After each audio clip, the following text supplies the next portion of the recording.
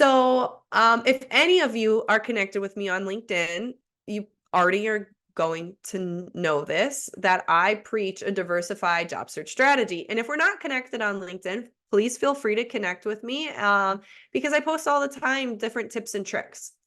And so a reactive job search strategy is applying to posted roles. This strategy is the least effective because it has the highest amount of competition from internal candidates and external applications.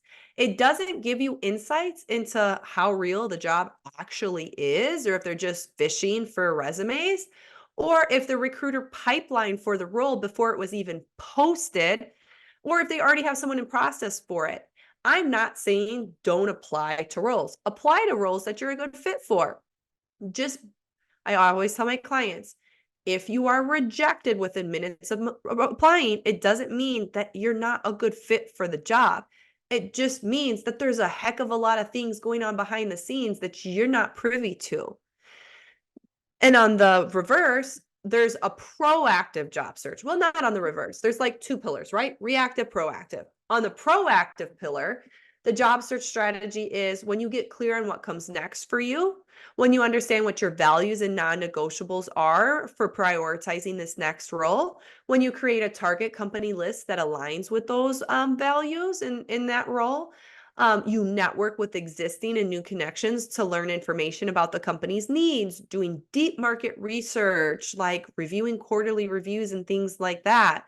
And only then, once you know it's a good fit, then you request a referral or then you apply to the role. But you want to make sure you have that competitive edge first when you're on the proactive job search side, making sure it's in alignment.